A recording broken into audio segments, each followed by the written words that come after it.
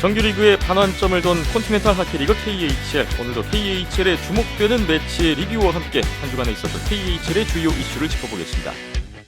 아시아리그 아이스하키 2020-2021 시즌 취소 이후 일본의 5팀은 현재 재팬컵이라는 자국 리그를 치르고 있는데요. 오늘은 재팬컵 2020의 진행 상황을 중간 점검해 보겠습니다. 국내 최초 국내 유일의 아이스하키 팟캐스트 비하인더넷 251회 시작합니다.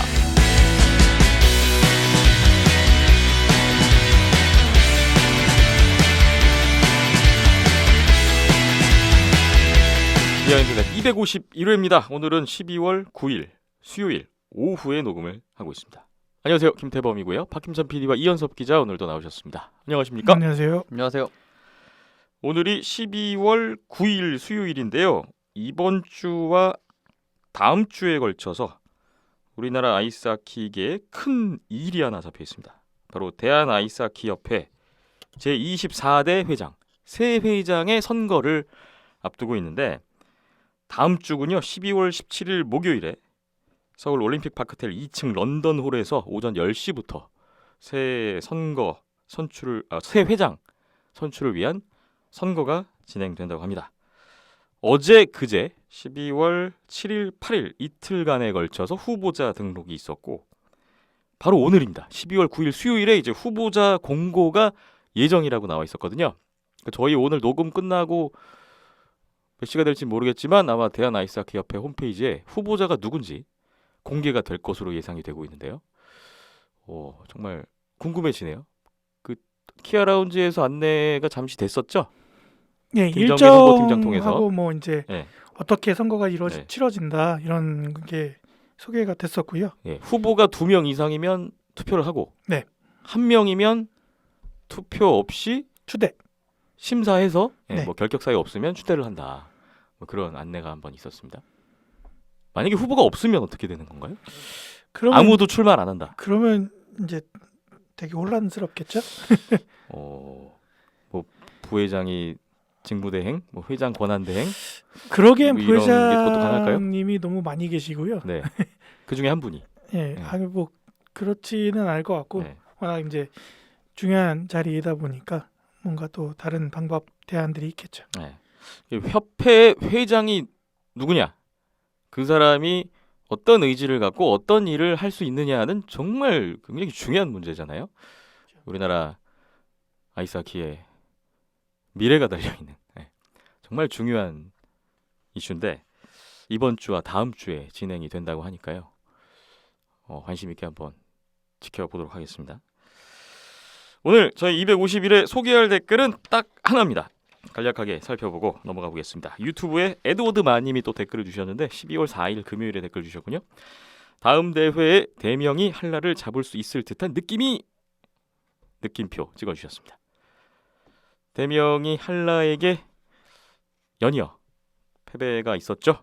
아마 다음 대회라면은 12월 말에 잡혀있는 종합 아이스하키 선수권 대회가 있는데 아마도 큰 이변이 없다면 대명 킬러웰즈 안양 한라가 결승전에서 맞붙을 가능성이 굉장히 높아 보이고 있는데 과연 대명이 올해 지금 5번 다 졌거든요. 한라한테 2월에 전국 동계체육대회 결승전부터 해서 올해 마지막 기회가 될 것 같아요. 정말 뭐 대명 킬러웰즈 선수들이나 대명 팬분들 입장에서는 올해 한라 한번 잡아보는 게 어떻게 보면 좀 큰 바람이자 수건 사업 같은 느낌도 지금 오고 있는데 과연 기회가 될 수 있을지. 근데 네.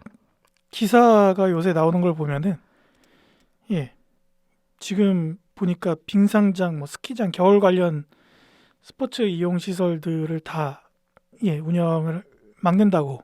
그렇습니다. 기사들이- 오늘 오전에 12월 9일 오전에 보도가 있었어요. 네, 2.5단계로 올라오면서 많이 강화가 됐죠. 정부의 지침이 새로 발표됐는데 네, 실제로 링크장 대관을 닫은 링크장들도 있고요. 예. 그렇다 보니까 글쎄요, 12월 말에 특히 연말이라서 대회에도 좀 차질이 생기지 않을까라고 예상이 되기도 해서 예. 그렇게 되면 대명하고 한라하고 만날 수 있는 그 다음 대회가 동계체전이거든요. 2월 달에. 네. 뭐 지금 홈페이지 협회 홈페이지 가 보니까 동계체전 관련된 내용도 공지가 올라와 있긴 한데 네. 뭐 그때 가서 조금 나아진다라면은 아마 그때가 되지 않을까라고 좀 조심스럽게 생각이 드네요. 네, 오늘 발표된 정부의 방역 지침에 따르면 빙상장은 사회적 거리두기 2.5단계면 운영 금지 이제 바뀌었습니다. 그리고 스키장은 3단계 때 금지. 이렇게 새로 발표가 됐기 때문에 각 빙상장들이 문을 닫기 시작했고요. 목동도 예외는 아닐 걸로 보이고요. 이렇게 된다면 지금 한 2주 정도 남았는데 종합 아이스하키 선수권 대회 자체가 취소되지 않겠는가. 링크장이 문을 닫아버리면 어떻게 할 수가 없죠. 뭐 대회 예상이 그러니까 되고 프로 있습니다. 스포츠는 허용이 되니까 대회만이라도 열린다라고 쳐도 그 기간 동안에 선수들이 훈련을 못 하니까 네. 예. 아마 좀 많이 차질이 생기지 않을까 싶네요. 네. 그렇게 된다면 올해 안에 대명이 한라를 잡을 수 있는 기회가 없어질 수도 있는 지금 분위기가 감지되고 있는데 안타까운 오늘 또 뉴스가 하나 떠서 약간 무거운 마음으로 이 자리에 오게 됐습니다. 에드워드 만님 오늘 댓글 이렇게 하나 소개를 해드렸고요. 참여해 주셔서 다시 한번 감사의 말씀 드리겠습니다. 저희 유튜브와 팟빵, 페이스북, 네이버, 오디오 클립 등을 통해서 댓글로 의견 또 참여해 주실 수 있으니까요. 계속해서 댓글과 또 후원까지 많은 참여를 부탁드리겠습니다. 시청자 여러분께 감사의 말씀 드리면서 바로 컨티넨탈 하키리그 KHL 소식부터 출발해 보겠습니다.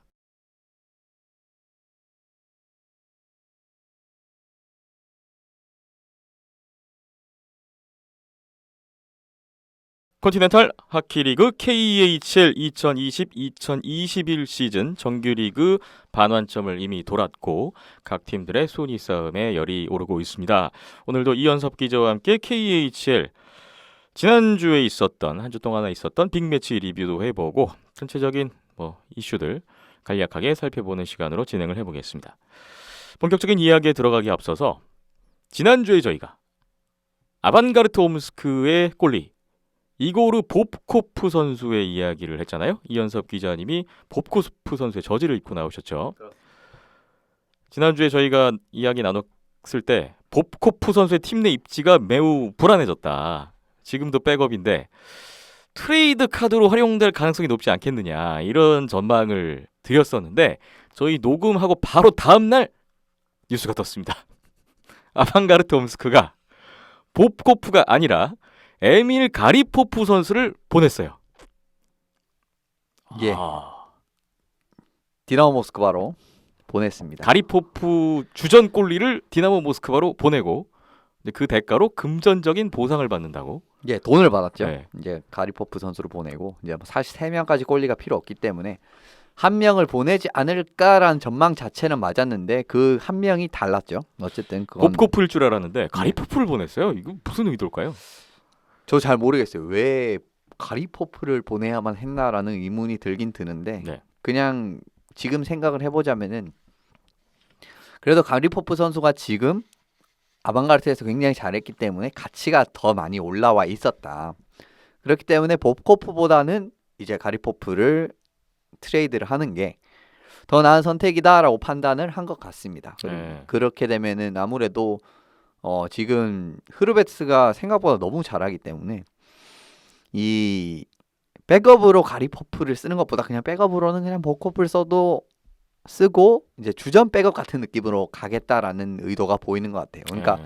물론 이제 전에도 말씀드렸지만 봅코프 선수 주전을 할 수는 있지만은 불안합니다. 좀 불안해요. 좀 맡기기가 좀 불안합니다. 그래서 2명의 주전을 이렇게 들고 있는 것보다는 그래도 조금은 급이 나뉘는 걸 선택을 한 것 같아요. 흐르베츠가 조금 주전을 보고 중요한 경기는 주전을 보고 봅코프가 좀 약간 비중이 떨어지는. 그러면 기존에는 같은가? 주전 가리포프, 백업 봅코프였는데 이제 후르베츠가 넘어와서 주전 후르베츠, 백업 또 봅코프. 그렇죠. 이 똑같 구조로 그렇게 가는 가면서. 거죠. 그리고 실제로 사실 올해 성적 자체는 봅코프가 진짜 좋긴 한데 붙은 상대 보면은 아무르전 막 이런 경기 나오거든요.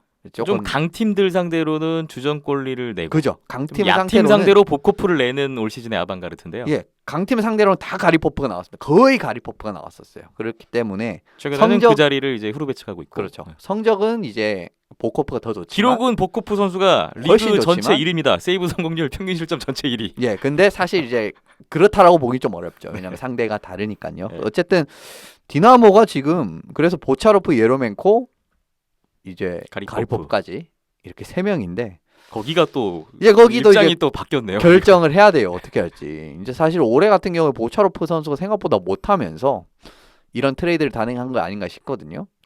진짜 이거 보차로프를 보낼 건지. 보차로프는 뭐 지난 시즌 러시아 국대도 뽑히고 그죠. 그랬었는데. 근데 그러기엔 또 좀 아깝단 말이에요. 그리고 예로멘코가 올해 나이가 40입니다. 그런 걸 생각을 해보면은 예로멘코도 사실 올 시즌 거의 마지막이라고 볼 수 있거든요. 예. 그러니까 올 시즌 좀 무리해서 콜리 3명 끌고 가든지 아니면은 진짜 보차로프를 트레이드하는 의외의 선택을 할지 요거는 이제 좀 지켜봐야 될 것 같고요. 네. 아방가르트는 어쨌든 이렇게 꼴리진이 결과적으로는 뭐 흐르베츠, 보브코프 이렇게 좀 정리가 된 것 같습니다. 네. 가리포프 선수가 디나모 모스크바로 이적을 했고 봅코프는 아방가르트 옴스크에 남게 됐습니다. 봅코프 선수가 오늘 새벽에 또 앞토모빌리스트전에 나와서 31세이브 1실점 승리, 리그 1위 스탯을 계속 이어가고 있는데요. 그죠. 약팀 상대로 나온다 했는데 어제 나오더라고요. 약팀인가? 이 생각이 들었어요. 아토모빌리스트가. 근데 지금 근데 최근 경기 보면은 약팀인 것 같아요. 네. 어제 9연패. 자, 오늘 앞토모빌리스트 경기 리뷰가 준비되어 있습니다. 시작해 볼까요? 오늘 첫 번째로 먼저 리뷰해 볼 경기가 바로 아크바르스 카자 대 앞토모빌리스트 예카테린부르크의 대결이었는데 지난 12월 6일 일요일 밤 경기였습니다. 아크바르스 카자는 현재 동부 컨퍼런스 1위를 달리고 있는 팀이고 앞토모빌리스트 예카테린부르크는 동부 6위에 올라 있는 팀인데요. 이 경기는 아크바르스의 홈 경기였죠. 카잔의 타트네프트 아레나에서 진행이 됐던 경기였습니다.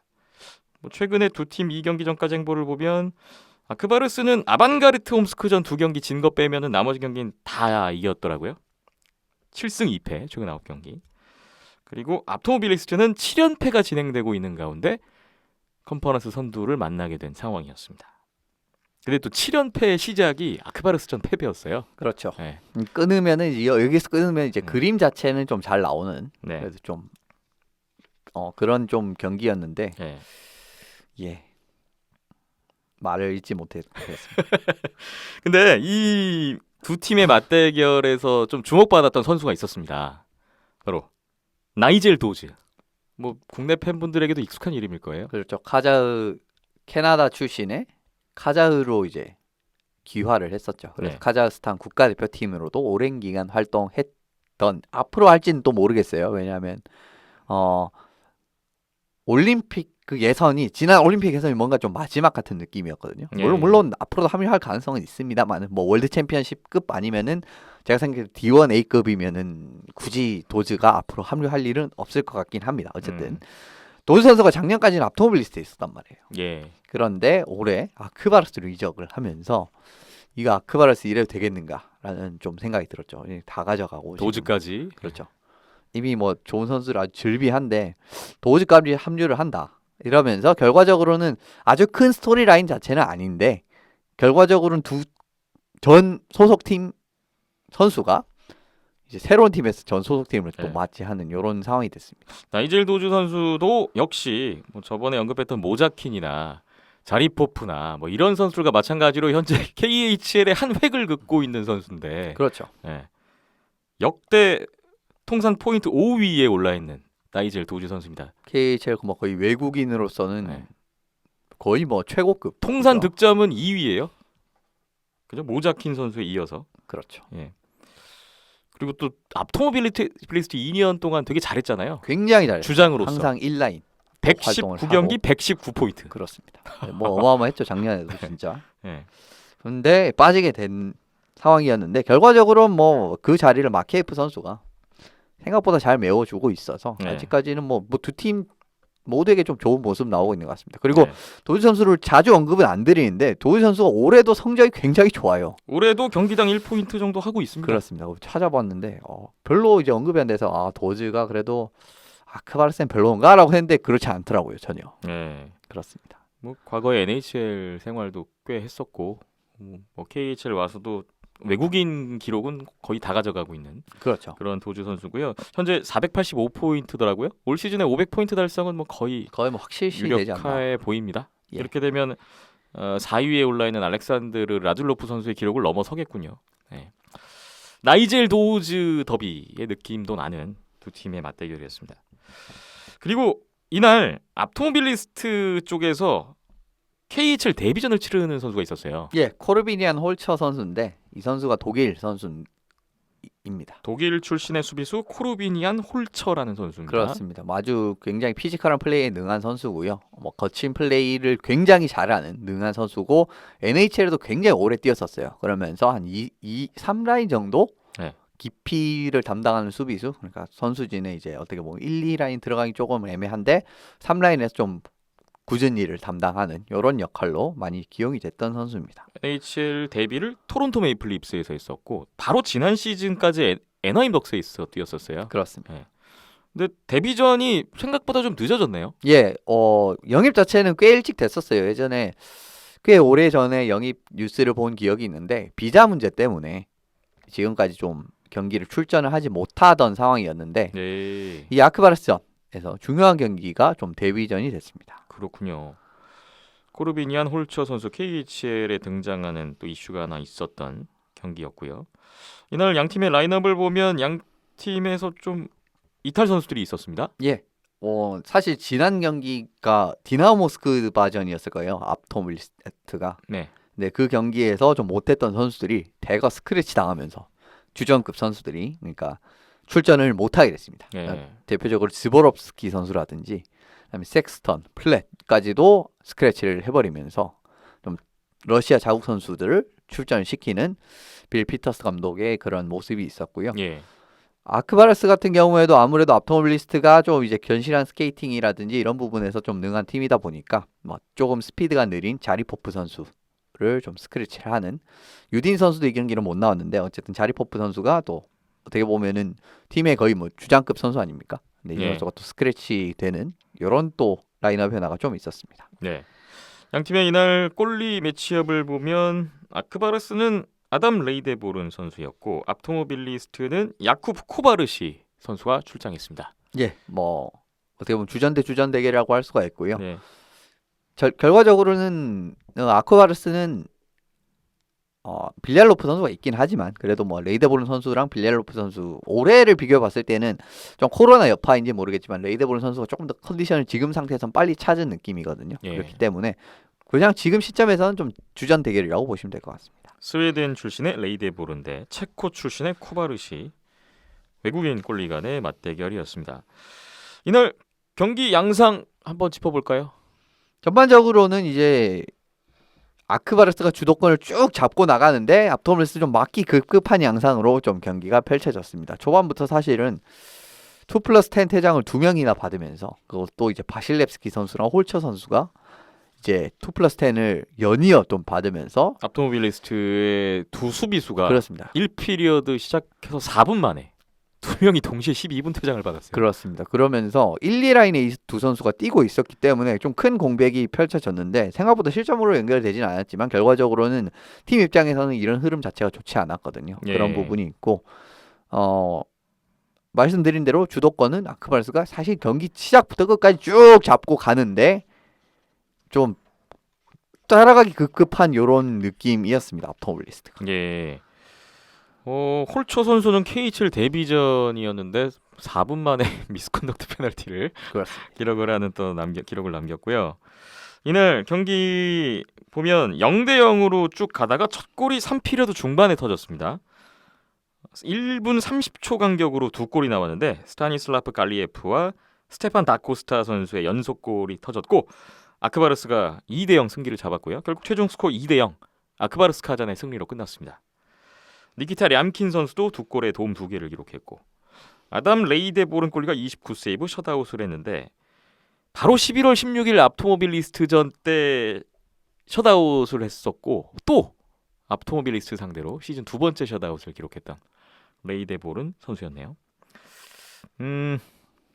결국은 뭐 경기 흐름대로 그렇죠. 앞토모빌리스트가 스코어를 극복하지 못하고 사실 사고 많았습니다. 3피리어드 첫 득점이 나왔을 때 거의 승부가 난 거나 다름없는 수준이었습니다. 경기 자체가. 네.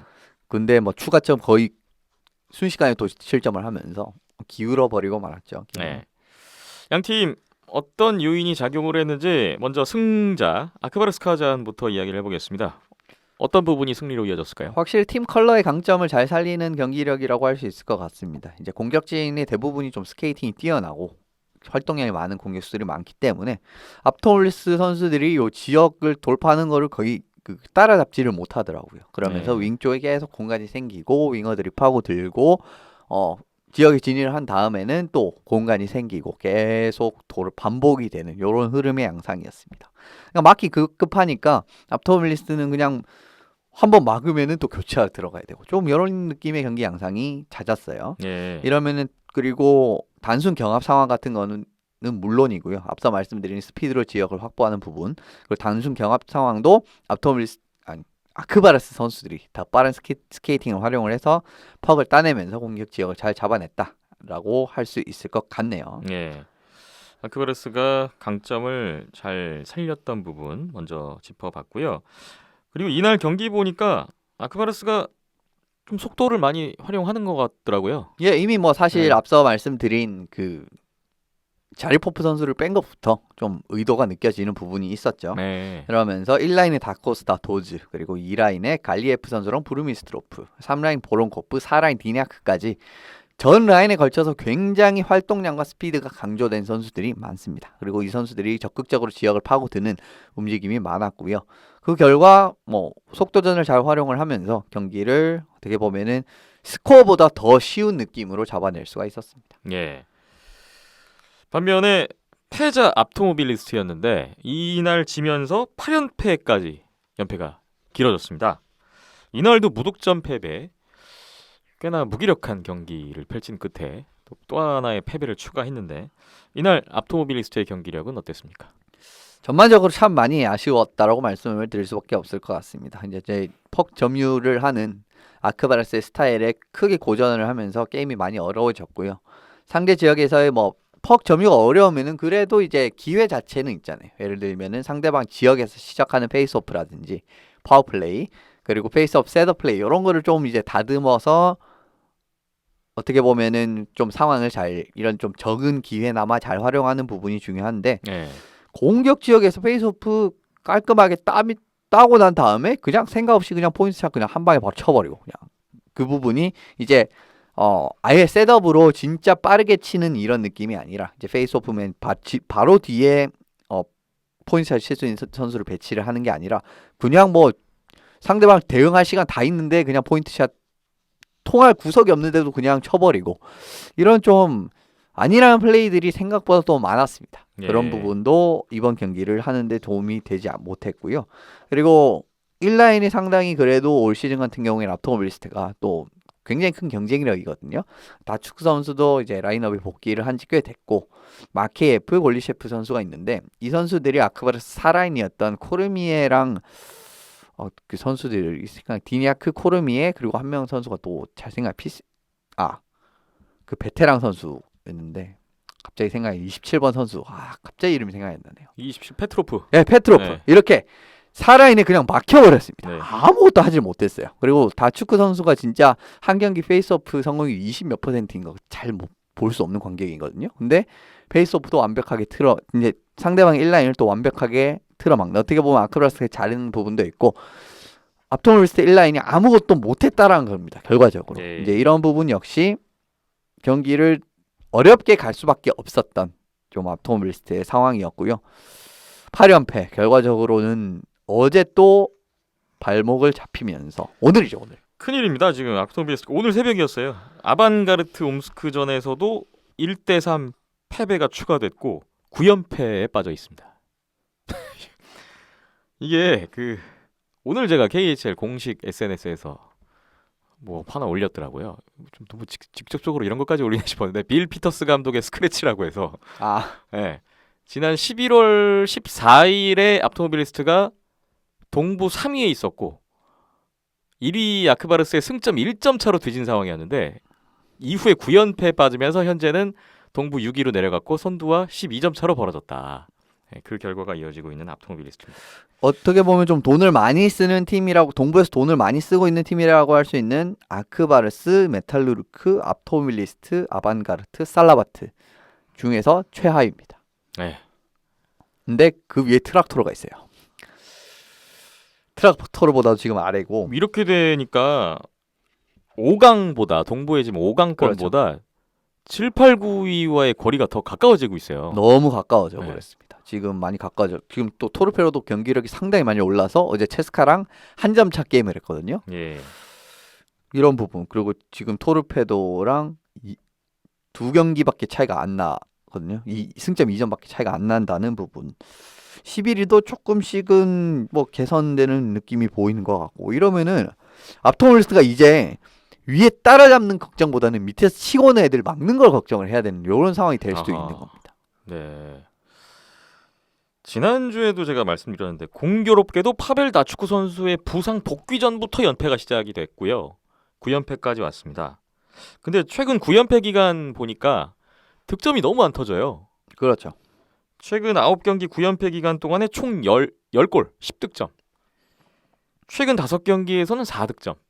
경기당 한 골로는 이기기가 어렵잖아요. 불가능하죠, 사실. 네. 한 골로는 사실 이기기가 거의 근데 이런 팀이 불가능하고. 아니었거든요. 9연패 이전까지 기록을 보면 24경기에서 한 경기 평균 3.5득점을 하던 앞토모빌리스트였는데 요즘에 이렇게 안 풀릴 수가 있나 싶습니다. 파워플레이 같은 부분에서도 발목을 지속적으로 잡히고 있고, 다축구 선수를 비롯한 인라인 선수들도 생각보다 이제 그렇게 시즌 초중반에 그런 모습이 안 나오고 있어요. 초반이라든지 중반 들어가기 직전 9연패 직전까지의 예. 모습이 안 나오고 있는 데다가 지금 뭐 빌 피터스 감독도 여러 가지 생각은 하고 있는 것 같습니다. 앞서 말씀드린 뭐 즈보롭스키 선수라든지 외국인 2명을 스크래치를 하는 이런 과감한 선택도 하면서 변화를 꾀하고는 있는데 또 뭐 그렇게 성과로는 이어지지 않고 있고요. 그리고 코바르시 선수도 생각보다 쉬운 실점을 많이 하는 골리 중에 한 명이고, 예. 거기 백업으로 크로스, 갈킨 이런 선수들은 사실 어렵거든요. 거의 코바르시 선수가 진짜 확고한 주전을 쭉 잘해주지 않으면은 또 앞토모빌리스트가 성적을 회복하기 쉽지가 않은데, 지금 또 코바르시 선수까지 또 약간은 좀 주춤하는 모습이 나오고는 있어요. 뭐 이번 경기 잘하긴 했지만은 최근에 이제 성적 자체는 좋지만은 실점 상황 자체를 보면은 약간 좀 아쉬운 부분이 없지 않아 있습니다. 앞서 예. 말씀드린 약간 새는 골 같은 부분. 그러니까 당연히 막아야 되는데 이상하게 패드 사이로 새 가지고 들어가 뭐 이런 게 있단 말이에요. 예. 이런 부분에 실점이 나오고, 어제도 사실 아방가르트 전에 그런 실점이 또 하나 나왔기 때문에 뭐 전방위적으로 다 안 풀리는, 사실 뭐 작년도 이런 느낌으로 간 적이 있었죠, 앞토모빌리스트가. 최근 2시즌 앞토모빌리스트가 이런 시기였던 것 같습니다. 거의 컨퍼런스 선두 달리다가 갑자기 연패로 쭉 내려가는. 그죠.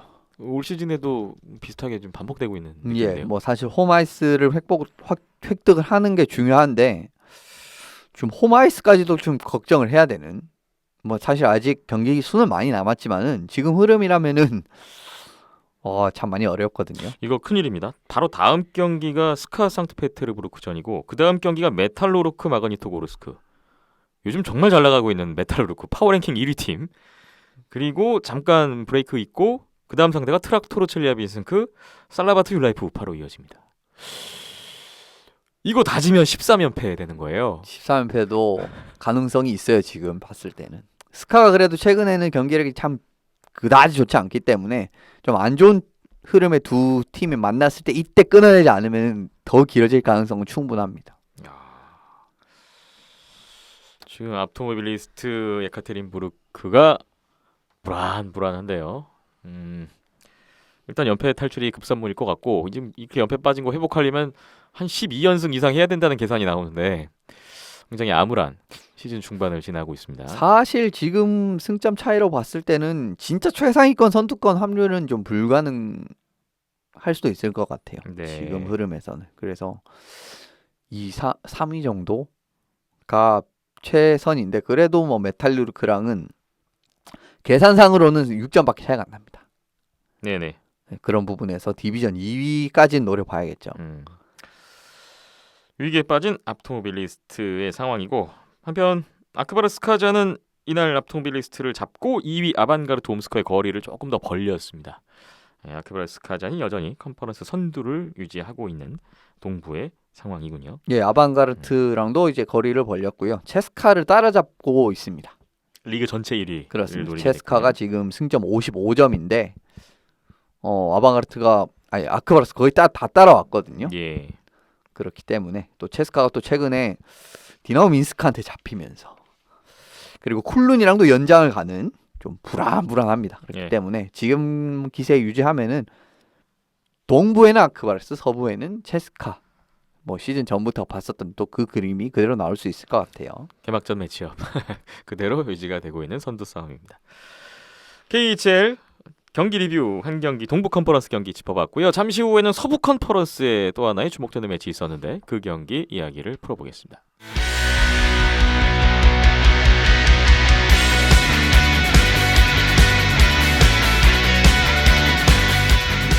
KHL 이야기 이어가 보겠습니다. 이번에는 서부 컨퍼런스에서 있었던 주목받았던 매치 살펴봅니다. 이 경기는 현지 시각으로 12월 7일 월요일, 한국 시각으로 어제 12월 8일 화요일 새벽에 있었던 경기였는데요. 서부의 컨퍼런스 이 경기 전까지 8위를 달리고 있던 스파르타크 모스크바 대 서부 7위에 올라있던 요케리트 헬싱키의 대결이었습니다. 이 경기는 스파르타크의 홈 경기였고요. 모스크바의 체스카 아레나에서 진행이 됐던 경기였습니다. 이 두 팀이 같은 보브로프 디비전 소속된 팀이고 이 경기 전까지 두 팀이 똑같이 승점 34점을 기록했던 상황이었어요.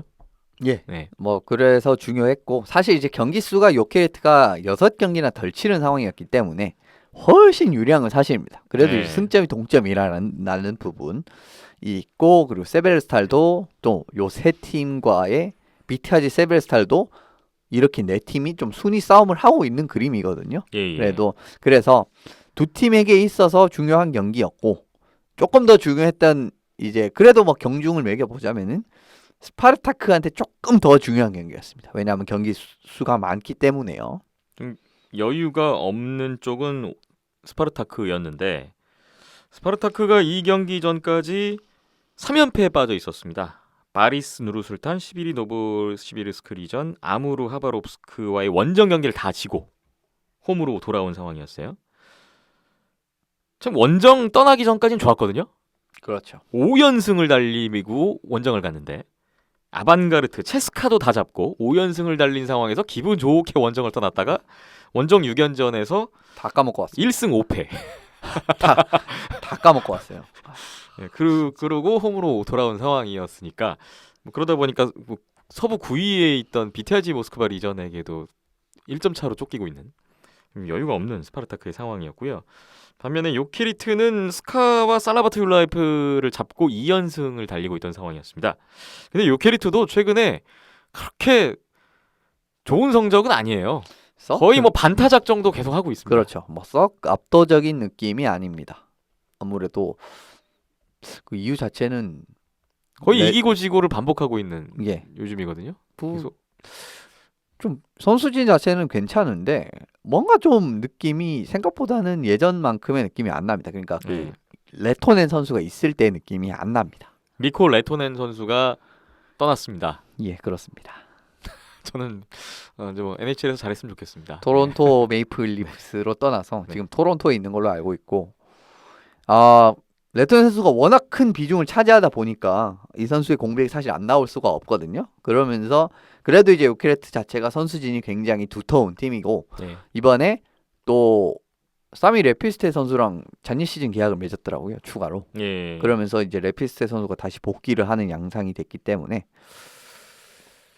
레피스테 선수가 사실 레토넨 선수 공백을 메울 수 있는 자원은 아닌데 그래도 조금 기피를 강화하는 움직임 자체는 있었습니다. 예. 두 팀의 앞선 맞대결에서는 요케리트가 대승을 거뒀었잖아요. 뭐 7대1로 그냥 박살을 냈죠. 사실상. 그래서 스파르타크가 좀 어려운 경기가 예상이 됐었던 경기이기도 했고요. 이날 골리 매치업을 보면 양 팀의 주전 골리가 나왔습니다. 예, 후다체크 선수와 칼린시 선수가 나오면서 주전 대 주전 대결이고요. 네, 그렇습니다. 네, 뭐 딱히 다른 라인업에서 그렇게 눈에 띄는 변화 같은 부분은 없었습니다. 예. 이날 경기 양상은 어땠습니까? 1피리어드에 사실 스파르타크 수비를 효율적으로 뚫어내지 못하면서 그러니까 스파르타크가 주도권을 쭉 잡고 가는 느낌 보였는데 2, 3피리어드에서는 생각보다 요케리트가 경기력 많이 회복을 하면서 좋은 모습을 보였거든요. 예, 그래도 경기 결과적으로는 스파르타크가 3대2로 연장승을 거둔 바코시 선수가 멋진 결승골을 넣으면서 그렇습니다. 이제 경기를 잡아내는 스파르타크가 추가 승점을 따내는 그림으로 끝나게 됐습니다. 네, 1피리어드 후반에 스파르타크 요케리트가 한 골씩 기록을 했고 2피리어드 초반에도 역시 스파르타크와 요케리트가 한 골씩. 그래서 2대2의 스코어로 연장을 갔는데 연장 56초 만에 말씀 주신 바코시 선수의 골든골이 나왔고 3대2로 스파르타크 모스크바의 연장승으로 끝난 경기였습니다.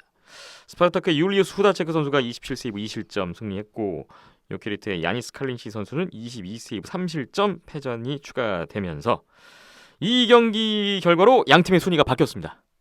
이제는 스파르타크가 서부 7위, 요케리트가 서부 8위에 랭크되는 바뀌어도 7위 8위네요. 결과가 됐습니다. 네, 7, 8위가 바뀌는 결과가 나왔습니다. 스파르타크가 그래도 전 경기 대패 후에 연장승이지만 그래도 승리로 바꿨다는 점 결과를 냈는데 스파르타크의 이날 경기력부터 말씀 주시죠.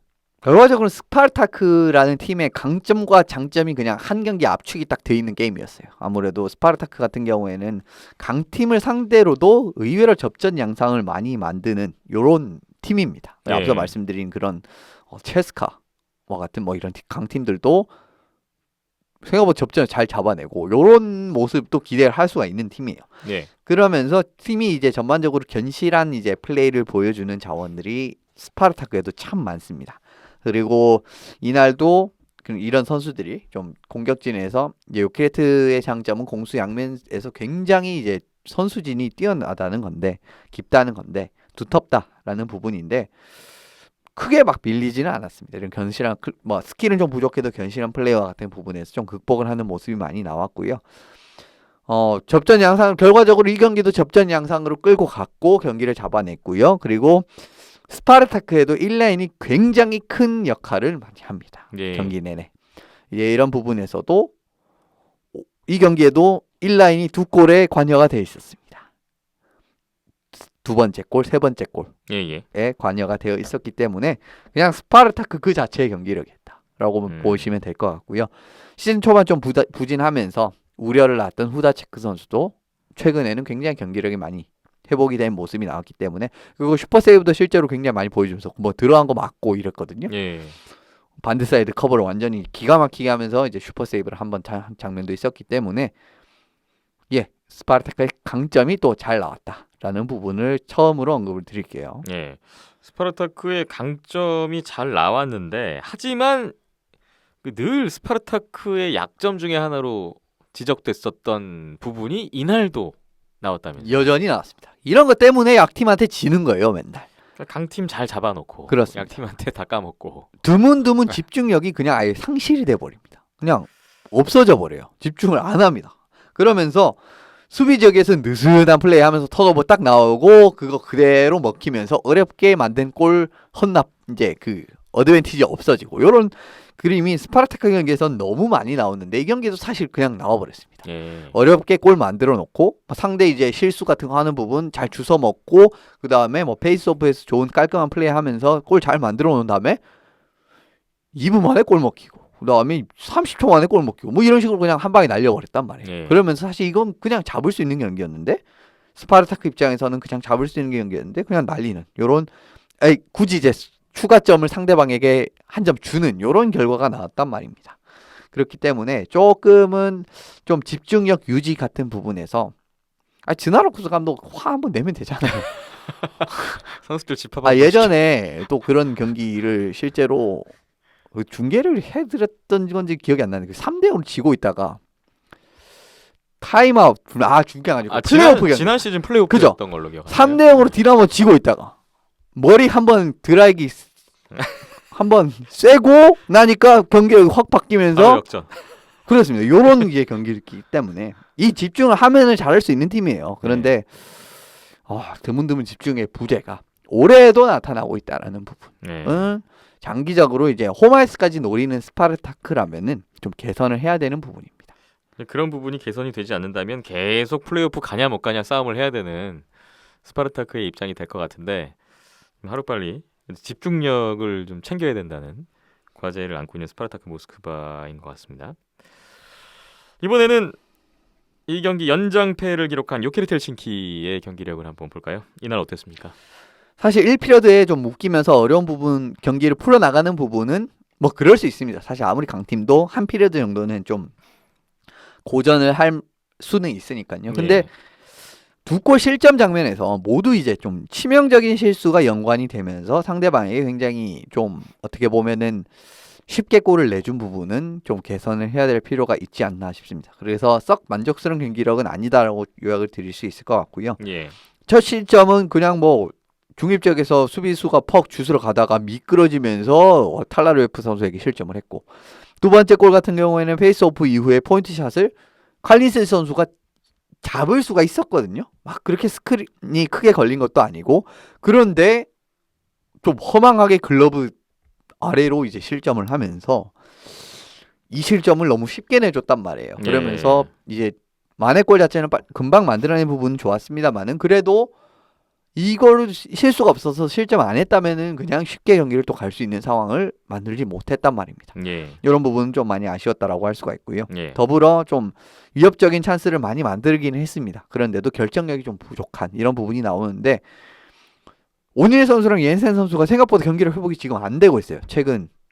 그러면서 뭐 지난주에도 요케리트 경기 리뷰하면서 그렇습니다. 이야기가 나왔었죠. 예, 그 두 확실하게 선수 막힌다고. 막히는 모습이 나오고 있는데, 오닐 선수가 최근 5경기에서 2포인트, 2어시스트. 그리고 옌센 선수도 1포인트, 1어시스트밖에 못하고 있습니다.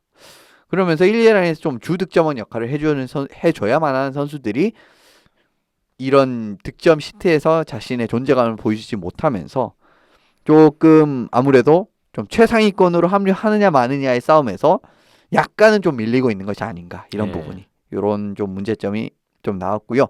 그러면서 이제 이 후다체크 선수가 이기면은 후다쇼라고 해서 퍼포먼스를 합니다. 예. 그걸 또 이제 눈앞에서 보는 또 그런 상황이 나왔어요.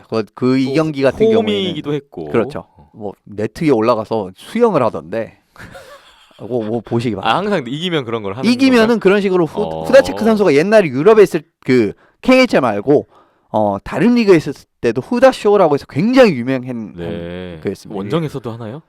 원정에서는 아마 하긴 할 텐데. 굉장히 상대 그래도 입장에서는 이제 홈에서 주로 하는데, 왜냐면 홈에는 이제 관중들의 반응까지도 이끌어내는 네. 이런 모습으로 하는데, 이 경기에 또 후다쇼 아주 크게 나오면서 참 요케리트 선수들이 화가 아주 나는 이런 네. 상황이 좀 만들어졌습니다. 요케리트로서는 진 것도 진 건데 더 기분이 안 좋았을 것 같군요. 요케리트 헬싱키가 2경기 패배까지 최근 14경기 7승 7패입니다. 이래서는 최상위권으로 치고 올라갈 수가 없는데 그렇죠. 조금은 기대에 미치지 못하는 행보가 이어지고 있습니다. 지금 보브로프 디비전 상황을 보면은 그 7경기 7승 7패에서 한 2승 정도만 더 했으면 7승 5패 정도, 아니 9승 5패 정도만 됐었어도 세베르스탈이랑 승점 차이를 3점을 낼 수가 있었어요. 예. 경기 수는 훨씬 덜하고. 근데 지금 결과적으로 다 똑같습니다. 승점 상황이 예. 거의 비슷합니다. 물론 이제 요케레트가 경기 수에서 많이 유리하기 때문에 근데 이게 올라갈 것 같긴 경기가 많이 한데. 남아 있다고 나중에 순위 싸움에서 유리한 게 아니라고 보고 있잖아요. 그렇죠. 그래서 지금 생각보다는 못 올라가고 있는 요케리트의 생각보다 상황이 훨씬 못 올라가는 건 사실입니다. 앞으로가 더 좀 약간 걱정이 되면서도 더 지켜보게 되는 그런 부분인 것 같아요. 스파르타크 모스크바, 요케리트 헬싱키 서부의 7, 8위에 걸려있는 두 팀의 대결도 리뷰를 해봤습니다. 이제 KHL은 브레이크 기간을 앞두고 있습니다. 다음 주죠. 다음 주에 그 채널 원컵 대회가 예정이 돼 있다 보니까 EHT 유로 네. 하키 투어의 두 번째 스테이지라고 할 수 있는 채널원컵이 모스크바에서 열리게 되고 예, 파크 레전드에서 열린다는 말이 있습니다. 예, 그리고 KHL이 잠시 이제 쉽니다. 그렇습니다. 그런데 이번에 뭐 이제 뭐 다음 주에 자세한 거 말씀을 드리는데 로스터가 체코 말고는 다 나왔는데 확실히 참가팀이 이번에도 4팀. 예. 카리알라컵에 나왔던 그 4팀이죠. 동일한 팀이 이제 EHT에 소속이 돼 있고 예. 그리고 아무리 러시아에서 하는 대회다 보니까 확실히 KHL 선수들의 비중이 굉장히 높은 이번 대회가 되지 않을까 싶습니다. 네, 현재 체코를 제외한 다른 3팀은 로스터가 이미 발표된 상황이고요. 저희가 뭐 자세한 채널 원컵에 대한 프리뷰는 다음 주에 예정을 하고 있습니다. 여기서 이현석 기자님 오늘 입고 오신 저지 소개 타이밍이 왔는데 예, 타이밍 뜬금없지만 베이거스 골든 나이츠의 87번이군요. 바딤 시파초프 선수입니다. 현재 KHL 디나모 모스크바에서 뛰고 있는 그렇습니다. 바딤 시파초프 선수의 저지를 입고 3게임 뛰고 오셨습니다. 쫓겨난 시파초프 선수인데 베이거스에서 예, 어쨌든 그건 좀 이야기가 길어서 네. 자세한 설명 안 하지만 네. 거의 아디다스 제일 먼저 샀을걸요 이 옷을. KHL에서 진짜 잘하는데 그렇죠. 저도 되게 개인적으로 좋아하는 선수고 예. 이게 시파초프 같은 스타일은 NHL 감독들이 선호하는 유형은 아닙니다. 이 선수가 움직임이 그렇게 많은 선수도 아니고 네. 그다음에 머리가 좋아요. 경기를 읽는 능력이 많기 때문에 활동량 많이 안 가져갑니다. 네. 효율적으로 딱딱딱 움직이고 패스 같은 부분 정확하고 이런 유형의 선수인데 하필이면 완전 정반대 스타일의 감독이 있었던 갤런트 감독이 베이거스였단 말이에요. 그 당시에 갤런트 감독 같은 경우에는 그런 유형 선수 안 씁니다. 그냥 아주 속도, 활동량, 체킹 이런 걸 찍어 누르면서 네. 활동량으로 압박하는 스타일이었지 그런 이제 스타일 안 쓰거든요. 그러면서 자연스럽게 주전 경쟁에서 밀리게 됐고 이제 뭐 러시아로 돌아오면서 뭐 올림픽도 나가고 뭐 어쨌든 뭐 그런 올 시즌에도 KHL 현재 포인트 랭킹 1위 그렇습니다. 바딤 시파초프 선수인데요. 뭐 변함없는 활약이에요. KHL에서는. 오늘 근데 시파초프 선수의 저지를 입고 나오신 이유가 뭐가 있을까요? 오랜만에 또 국가대표 선발이 됐더라고요. 이번 채널 원컵에 이제 러시아 국가대표팀에 시파초프 선수의 이름이 들어가 있습니다. 네. 아마 주장을 맡지 않을까 싶은데 네. 그 부분은 리더십 그룹은 한번 봐야 될 것 같고요. 그래서 강만에 또 러시아 국가대표 유니폼 입은 시파초프이기 때문에 기념하고자 그냥 이유를 또 어거지로 만들어서 네. 한번 입고 나와봤습니다. 네. 바딤 시파초프 선수가 이번에 러시아 국가대표팀에 선발이 된 채널 원컵 대회가 12월 17일부터 예정돼 있는데요. 이건 뭐 명단 쭉 보니까 KHL 선수들이 대거 뭐 역시나 포진이 돼 있고 러시아 같은 경우는 지난 카리알라컵하고는 컨셉이 완전 다른 느낌의 로스터가 나왔더군요. 다음 주에 채널 원컵 대회 로스터 자세히 살펴보면서 프리뷰하는 시간을 가져보도록 하겠습니다. KHL 오늘 소식은 여기까지 마무리를 하겠고요. 잠시만 쉬었다가 다음 이야기 풀어볼게요.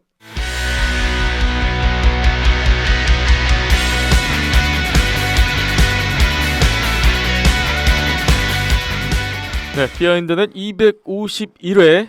오늘은 아시아리그 아이스하키 취소 시즌이 진행되고 있는 가운데 그와 관련된 소식을 갖고 왔습니다. 국내 팀들은 현재 10월, 11월에 국내 대회를 소화를 했잖아요. 실업팀들이. 안양알라와 대명킬러베이즈. 하이원은 아시아리그를 탈퇴했습니다만 그런 가운데 아시아리그 아이스하키에 가입되어 있는 일본 팀들은 지금 뭘 하고 있는가에 대한 소식입니다.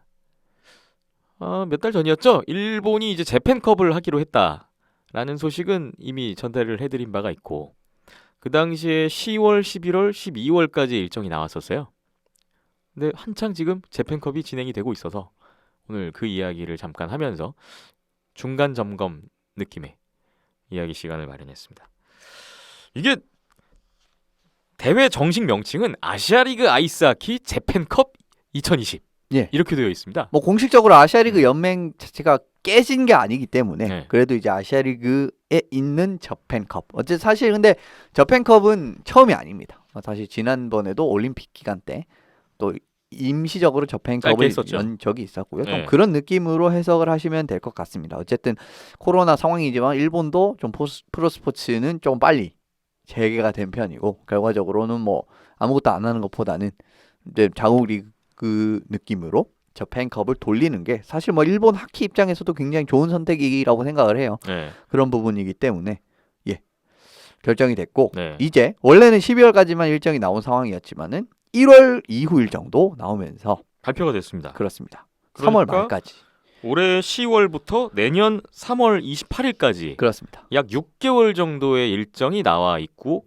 지금 이제 12월 중반이 지나가고 있으니까 절반 정도. 거의 절반 가까이 했죠. 거의 절반 가까이 했고요. 네. 사실 이 정도 해야 뭔가 좀 시즌이다라고 이제 평가를 그러니까 할 수 있을 것 같습니다. 일본은 아시아 리그 그동안 해왔던 일정 비슷하게 소화가 되고 있는 거예요. 그렇죠. 뭐 네. 거의 이제 뭐 소화가 되고 있고요. 10월 10일부터 이제 3월 28일까지 네. 예정이 돼 있고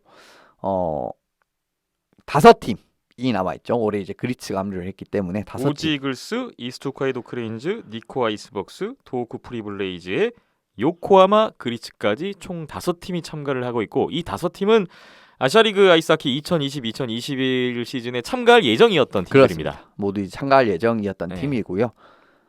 8회전 이제 8번 상대 팀을 맞붙는 일정이라고 홈페이지에 소개가 되어 있습니다. 예, 서로 8번의 맞대결. 예, 그래서 계산을 해보면 80경기 시즌입니다. 그러니까 총 그러면 그리고 팀당 32경기. 32경기. 그렇습니다. 거의 뭐 아시아리그 한 시즌 최근에 소화했던 그 정도 양이에요. 그 정도 양이죠. 예. 네, 거기에 이제 뭐 그렇죠. 그런 느낌이고 뭐 네. 쿠시로, 삿포로, 도마코마이, 하치노헤, 니코, 신요코하마 이외에도 뭐 다른 지역에서 하는 뭐 사실 뭐 거의 똑같습니다. 아시아리그 그냥 일본은 하고 있다라고 보시면 되고. 일본 팀끼리 아시아리그 하고 있다라고 보시면 될 것 같네요. 예. 그리고 차이점이라고 하면은 올해 같은 경우에는 주말 경기만 있습니다. 토요일 일요일만요. 예. 토요일 일요일만 해서 이제 주말 경기만 있고 예전에는 이제 3회전식으로 한 주에 물론 이제 두 번씩만 하고 했었던 시즌도 있었지만 이제 한 번 하면은 원래 보통 이제 뭐 1월화 목토일 뭐 이런 느낌으로 3연전을 네. 했었잖아요. 네. 근데 지금 같은 경우에는 주말 2연전 같은 느낌으로 경기가 치러졌습니다. 예. 재팬컵이 오늘 이제 오늘이 12월 9일인데 12월 7일 월요일부터 12월 25일까지 약 3주 정도 재팬컵의 경기는 없습니다. 예, 잠시 휴식기에 들어가 있습니다. 휴식기에 들어간 부분은 이번 주부터 이제 뭐 뒤에 예고를 드릴 텐데 전일본 선수권도 네. 예정이 돼 있습니다. 네. 그리고 뭐 연말 뭐 이것저것 하면은 네. 조금 이제 쉬는 기간이 있고 국제전 주간이죠. 그 뒤로 하면은 그렇죠. 이제 이런 부분에서 연말 쉬는 기간 해가지고 네. 뭐 한 3주 정도 좀 브레이크가 있네요. 네, 그래서 브레이크를 맞이해서 오늘 중간 점검을 한번 해보기로 한 건데 참 일단 경기 수가 많다는 게 우리나라로서는 좀 부럽고요. 그렇죠. 네. 물론 우리나라도 이제 사실 팀 수가 그래도 한 4팀 정도 됐으면 뭐 이런 식으로 국내에서 아시아리그 느낌으로 할 수 있었을 뭐 그렇게라도 텐데 할 수가 있을 텐데 이제 하이원을 빼면 2팀밖에 없기 때문에 일단 기본적으로 경기 수가 많다는 게 굉장히 이제 좀 뭐 부러울 수가 있는 요인입니다. 그리고 네. 지속적으로 경기가 있다라는 부분. 물론 이제 5팀이기 때문에 한 주에 한 팀은 쉬긴 합니다. 네. 그래도 다르잖아요. 이제 있는 거랑 없는 거랑. 그리고 주말에 2게임씩은 항상 있는 거나 다름이 없는 거기 때문에 사실 일본 하키 팬들 입장에서는 뭐 상당히 반가운 소식이라고 할 수 있고 뭐 한국에서도 사실 뭐 일본 팀들의 동향을 좀 알고 싶으신 분들이라든지 하시는 분들은 뭐 실제로 이제 요즘에는 뭐 다 스트리밍 공개가 되니까 각 뭐 즐길 수 구단 있는. 유튜브 채널에서 경기 스트리밍 생중계도 하고 있으니까요. 그렇습니다. 그런 부분으로 이제 네. 볼 수 있다라는 부분이 네. 참 좋은 것 같습니다. 네. 뭐 일단 무엇보다 경기 수가 많고 일정하게 가고 있다라는 게 부럽고 거기에 재팬컵 같은 경우에는 외국인 선수들이 뜹니다. 뜁니다. 예. 아시아리그 때와 똑같이 그렇죠. 팀당 2명씩이죠? 예, 팀당 2명씩 규정 완전 동일합니다. 네. 이제 팀당 2명까지 보유할 수 있고 자기 국적 선수가 아닌 선수들은 다 외국인 취급을 한다라는 부분도 동일합니다. 뭐 네. 다 바뀐 게 없어요. 그렇기 때문에 코로나로 인해서 일부 팀들이 외국인 자원의 합류 시점 자체가 좀 늦어진 걸 제외하면은 지금은 뭐 다 합류했다라고 해도 과언이 아니에요. 예. 그러면서 블레이즈를 제외한 네 팀은 모두 외국인 자원 2명씩을 기용을 하고 있습니다. 도호쿠 프리블레이즈만 외국인 없이 일본인 선수로만 그렇습니다. 하고 있어요. 예.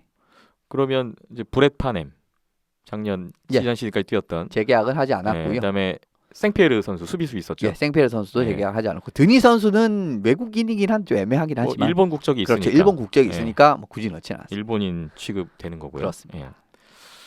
뭐 오지 이글스는 보니까 지난 시즌에 뛰었던 드류 맥킨타이어 골리, 그렇습니다. 타일러 레든바크 그대로 있더라고요. 그대로 잔류를 네. 했습니다. 그대로 잔류를 했고요. 그다음에 뭐 크레인즈도 아우진시 선수는 그대로 라트비아 골리. 그렇습니다. 있고 올해도 뭐 주전으로 참 좋은 모습 보여주고 있는데 나머지 자원 소개를 해드리면은 니코 같은 경우는 발테리 히에타넨 선수랑 공격수인 안티 케렐레 선수. 역시 핀란드 선수들이죠. 그렇죠. 뭐 영입을 하면서 그대로 팀 컬러 똑같이 가고 있고요. 예전에도 이제 시에키넨 감독이 항상 수비 한 명, 공격 한 명 이런 식으로 외국인 자원을 기용을 하지 않았습니까? 네. 이런 부분 그대로 유지가 되고 있고요. 크렌즈 같은 경우에는 공격수인 조르마니스 선수를 한 명을 이제 또 영입을 했습니다. 예. 그런 부분이 있고 요카모 그리츠 같은 경우에는 아무래도 수비 자원이 부족하다 보니까 작년까지 사할린에서 활약했던 알렉세프 선수랑 로만 로만 선수. 알렉세이프 예. 요코하마 그리츠로 갔군요. 그렇습니다. 그 다음에 북미에서 너틀 선수를 영입을 하면서 외국인 자원을 다 선발했고요. 앞서 설명했듯이 블레이즈는 드니 선수 뭐 반쯤 외국인이라고 생각을 하죠. 예. 이 선수는 뭐 그대로 잔류를 했기 때문에 외국인 뭐 자원 기용 같은 부분은 이렇게 돌아가고 있습니다. 그러니까 일본 팀들은 외국인 선수들이 이제 팀당 2명씩 다 뛰고 있고, 그리고 외국인 코칭 스태프도 다 팀을 그대로 맡아서 그렇습니다. 이끌고 있고, 뭐 아이스박스는 핀란드 출신 감독이고, 예, 시에키는 감독은 네. 꽤 일찍 들어온 걸로 알고 있고요. 네, 그런데 크레인즈는 라트비아 출신 감독이죠. 예. 예. 기르겐 선수 씨가 예. 맡고 있고, 그리고 그리츠도 감독이 들어오지 못하고 있다. 코로나 때 상황 때문에 들어오지 못하고 있다가 외국인 선수 2명을 같이 합류를 했어요. 예. 그러면서 이제 그리츠도 사령탑을 가시면서 경기를 하게 됐습니다. 그리고 또 그리츠 같은 경우에는 마이크 케네디 외국인 코치가 그렇죠. 또 팀에 또 합류를 하면서 뭐 우리나라와는 좀 다르게 뭐 아시아 리그의 형태를 그대로 어느 정도 유지를 하면서 컵 대회를 끌고 가고 있습니다. 현재 정규 리그라고 해야 될까요? 시즌의 약 50% 정도, 뭐 정확히는 한 46% 정도 소화가 된 상황인데, 현재 순위를 보니까 1위가 오지 이글스 14경기에 승점 32점이고요. 2위가 이스트 홋카이도 크레인즈인데 역시 14경기에 승점 29점, 3점 차로 2위고요. 3위 니코 아이스박스가 16경기, 경기는 가장 많이 치렀는데 승점 28점, 선두와는 4점 차 뒤지어 있고요. 4위 도크 프리블레이즈가 14경기를 치른 가운데 승점 18점, 조금 차이가 납니다. 그리고 최하위 5위가 요코하마 그리츠인데 14경기에 승점 1점만 기록하고 있습니다. 전체적인 순위를 보니까 지난 시즌 아시아 리그 순위와 순서는 똑같네요. 일본 팀들. 예, 별 차이가 없죠. 요코하마 그리츠가 좀 많이 어렵구나, 역시. 근데 상세하게 조금 파고들면은 뭐 안 좋은 팀들이 그렇게 안 좋지는 않다. 네. 라는 부분까지도 이제 결과가 나올 수가 있는데 그 부분 이제 한 팀씩 뜯어보면서 제가 이제 설명을 드리겠습니다. 네, 그래서 지금 순위 순서대로 오늘 한 팀씩 현재 올 시즌 어떤 시즌을 보내고 있는지 살펴보려고 합니다. 1위부터 가보겠습니다. 1위 오지 이글스인데요. 역시나 일본 팀들 가운데서는 가장 강한 전력을 구축하면서 순위도 맨 위에 있습니다. 예. 기존 멤버가 그대로 유지가 됐어요, 일단. 거의 유지가 됐고 네. 오바라 선수 정도만 이적을 하는 느낌인 것 같아요. 네. 이제 크레인즈로 이적을 했거든요, 올해. 그리고 뭐 전반적인 주축 자원들이 그대로 남아 있다라는 부분이 강점이고, 뭐 승률 78%에서 그냥 그래도 제일 강한 팀은 그래도 오지다라는 부분은 여전하게 드러나고 있습니다. 네. 근데 뭐 시즌 전부터 이제 뉴스가 나왔죠. 오지가 올 시즌을 끝으로 실업팀이 아닌 클럽팀으로 변모할 예정입니다. 내년부터. 그러면 어떻게 되는 거예요? 클럽 팀이 되면 뭐 이제 크레인즈처럼 되는 거죠. 작년 크레인즈와 같은 느낌으로. 뭐 오지가 몇 년 동안 이제 지금 크레인즈는 올해를 끝으로 이제 모기업이 아니라 전 기업에서 지원이 끝나는 걸로 알고 있습니다. 예. 연봉 지원 같은 부분.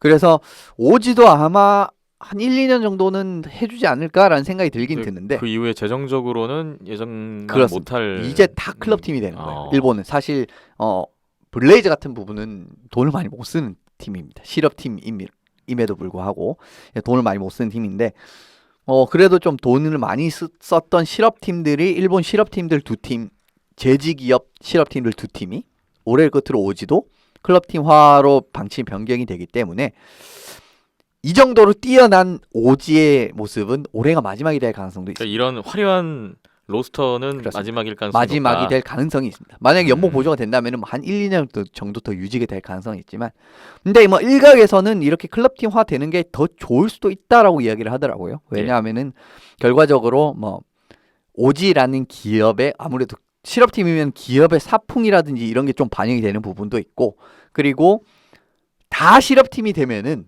의외로 이야기가 잘 풀린다고 합니다.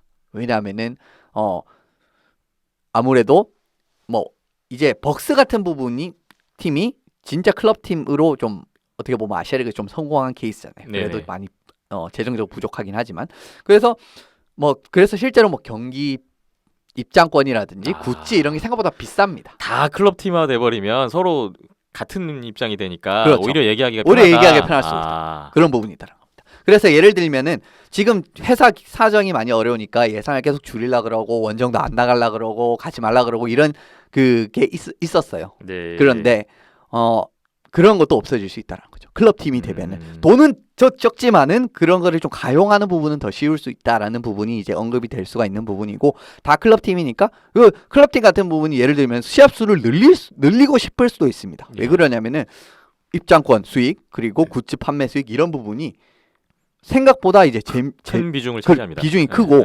생각보다 이제 벌어들인 돈이 된다면은 시합수를 늘리고 싶을 거 아니에요. 이런 부분에 수입을 더 늘리고 싶을 거 아니에요. 그런데 그 실업팀들은 예산을 줄이는 과정이기 때문에 예. 경기 수를 늘리고 싶지 하지 않아요.